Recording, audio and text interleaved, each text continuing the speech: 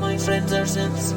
So back in October of 2020, I bought a Polyend Tracker from my good friends over at Signal Sounds that are an electronic music shop here in Glasgow. Interestingly enough, this cost £449 brand new back then, and now they're going for something like £620, which I guess is just a sign of the times. Anyway, since then I've done a whole pile of videos on the tracker, talking about its different features and all that kind of stuff, but I've also wrote quite a lot of music with it.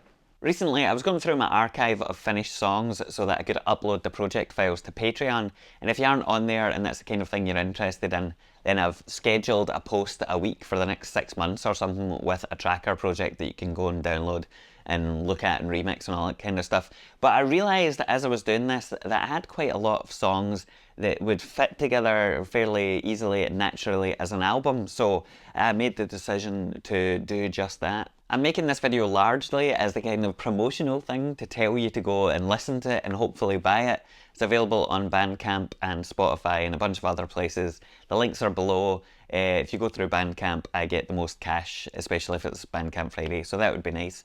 No obligation, but you know, the option is there. However, I thought I would also do a video to tell you something about my process for making the album, because this is something that people often ask about and I think is a wee bit opaque. So I guess you can see how badly organised and spontaneous I am when it comes to this kind of thing. Which I guess maybe I shouldn't do this video. Anyway, first of all, let's talk about the composition kind of side of things. So as I mentioned, over the past few years, I've collected a whole bunch of different finished tracks. I'm fairly familiar with tracker workflows in general, and particularly with the Polyend Tracker, I find it really quick and easy to write things up, give enough variation in there for it to be interesting. And so a lot of the songs that are on the album have been put together in very short kind of time spans. These aren't the kind of thing that I spent hours and hours agonising over, picking different synthesizers and all that kind of thing. I tended to just start with a drum sample, or a selection of drum samples that I liked, put together a rhythm or two, and then pick some random samples from a fairly large sample library and see how they would all work together. In total, when it came to putting together songs for the album or collecting songs for the album, I think I found about 18 to 20 that could have gone on there, and eventually I whittled it down to 15, then down to 13. And as of right now, whilst I'm talking, I'm undecided on the final track count, because obviously I'm recording this in advance, that's the way it works. But yeah, it's down to something like 12, so I've whittled down, separated out the chaff, or at least some of the chaff from the wheat. The point though really is that none of these were deliberately written to be part of an album. That was never the idea. They were just things I was making as I was going along over the past few years, and they've come together through a process of distillation. Now, the vast majority of the tracks on the album are written purely with samples on the tracker. However, there are a couple where I've used the tracker to do the drum parts and then also sequence some external synthesizers, particularly the Roland D110 and also my Commodore 64. I think there's only a couple of tracks on there that are like that, but yeah, the tracker was the main bit for all of them.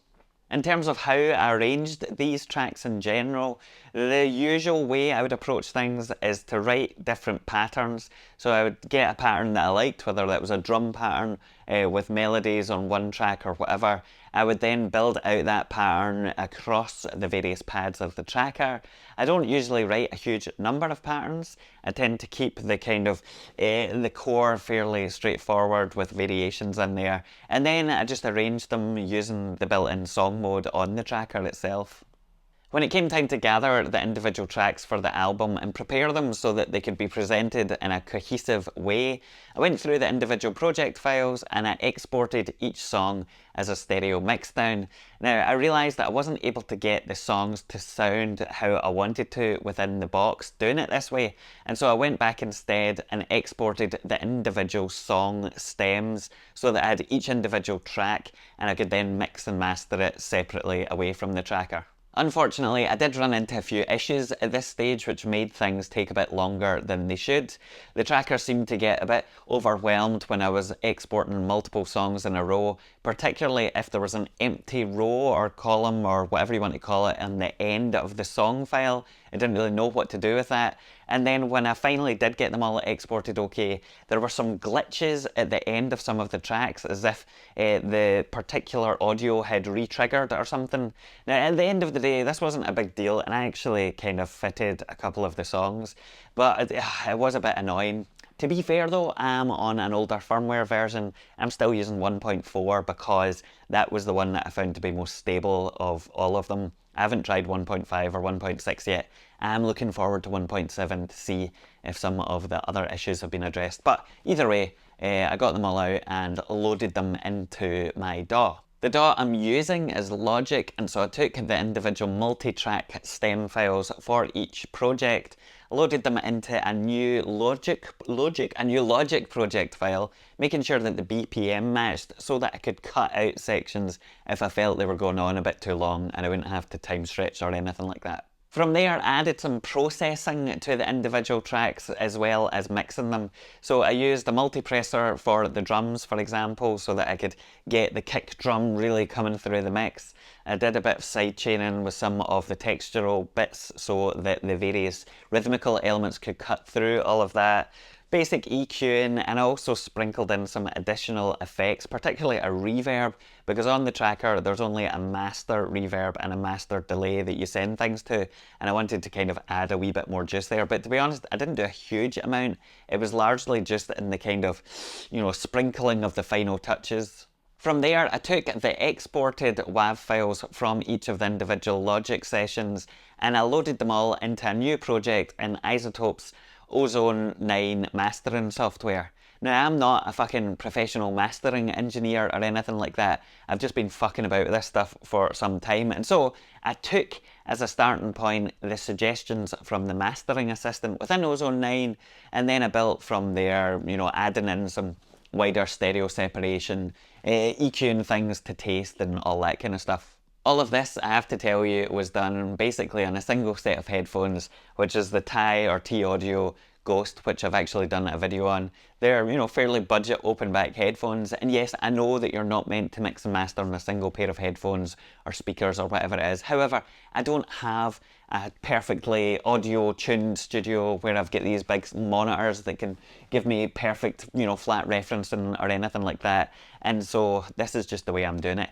If I was going to be releasing something like an album that my band had made that we were going to get physical copies, then I would get a mastering engineer and get them to do all of that. But for me, for doing this stuff, that's the process. Once I had my first draft of masters ready, I loaded them all into a music player, into a playlist, in a random order, and just played them through. What I was looking for was songs that would sit well next to each other, and it's really important for me that the balance works well so that if you hear the end of a track, the next song feels like it should come naturally, that kind of feeling that we enjoy from an album, and that's really important for me. So I spend a fair bit of time listening through, shuffling the songs about until it feels like that is balanced with the flow of the overall album, because you don't want a situation where you have a whole host of bangers up front and then you've just got the sad quiet songs left at the end. So I went through that whole process. Finding the final track listing actually took a lot less time in this instance than it usually does for me. I don't know why that was, it was just the way it went. However, it does help to give it a bit of time. In my case, I gave it a few days and I kept listening with a few hour breaks in between, because each day when you listen to a track listing, you can hear something different or your preference might shift a wee bit. And so it's important, even though I'm an impatient man, to give the track listing time to breathe so that you can arrive at what makes most sense holistically, not just how you feel on a particular day. Or at least that's the way I approach it anyway. So the next stage of the process is refining the masters, and this is one of my least favourite parts of the entire creative journey.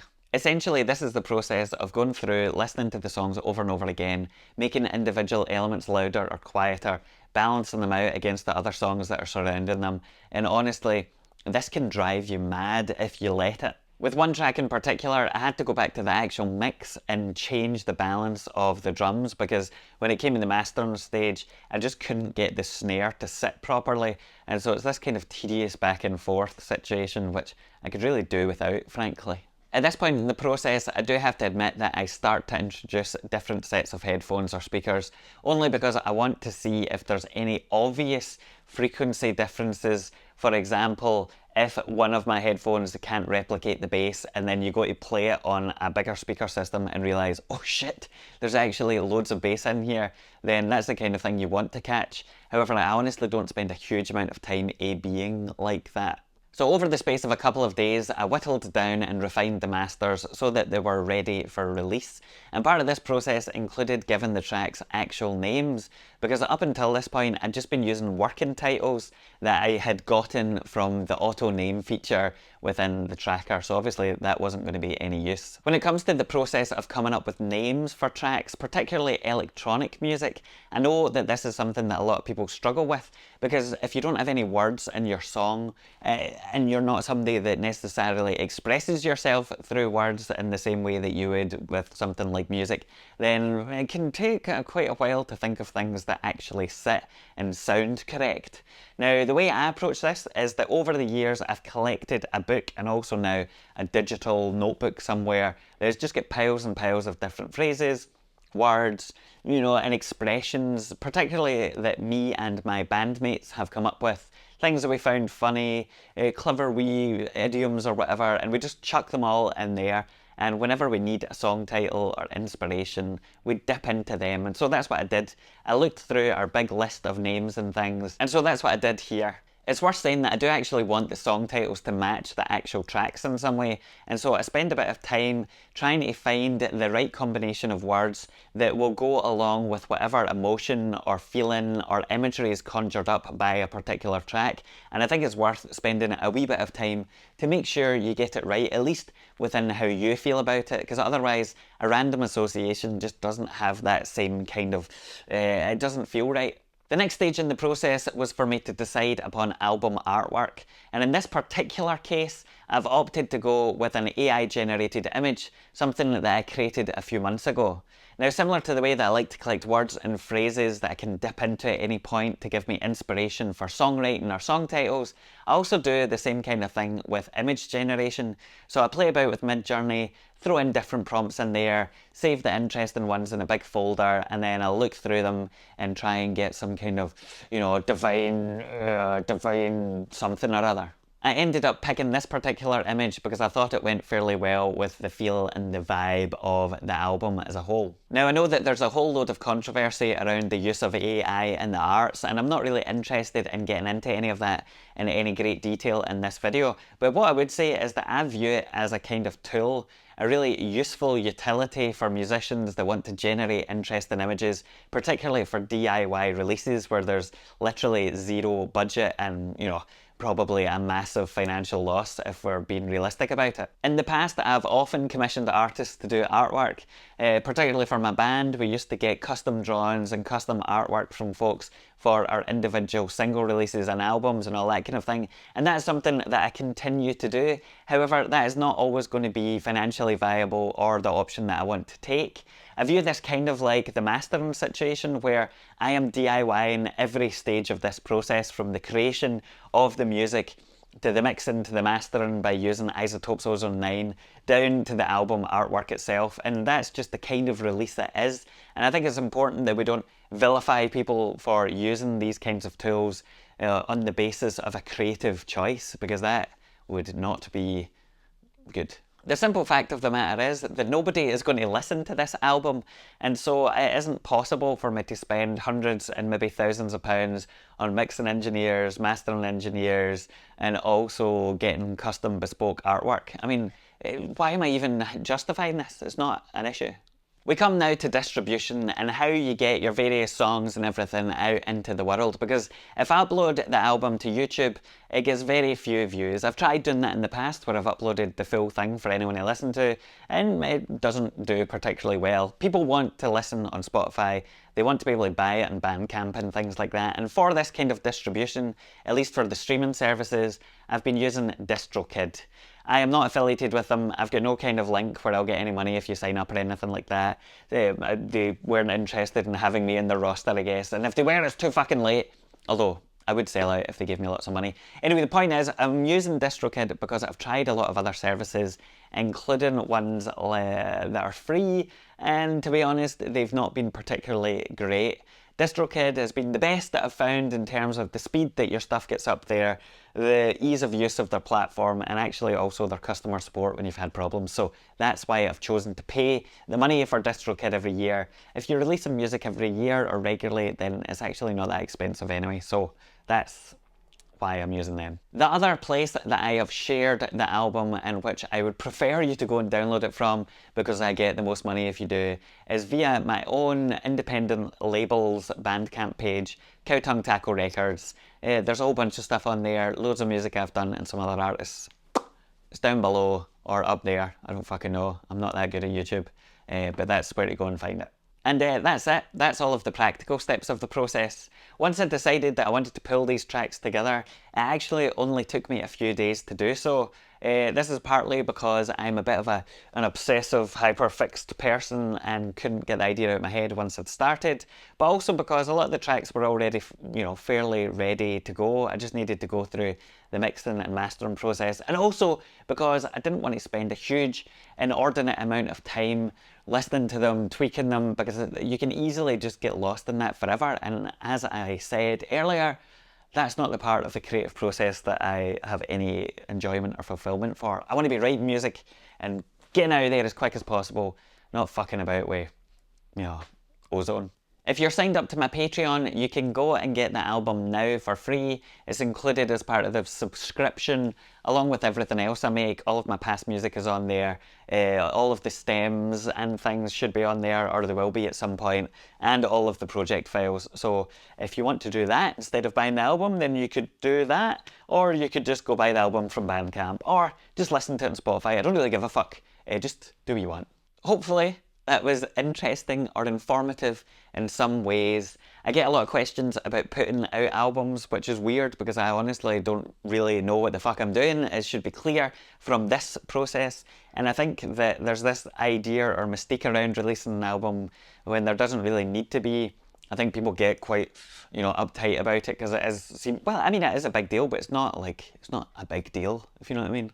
If you're at the stage where you've got a whole host of songs that you enjoy and you don't really know how to put them together in the form of an album or get them out there, then my advice would be just to go ahead and do it. Don't overthink it. Chuck them out under a different name or whatever. Once you start the ball rolling with this kind of thing, then it becomes easier and easier.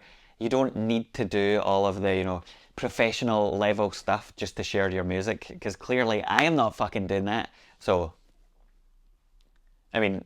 I may not be the best example in the world though, so take all of that as you will.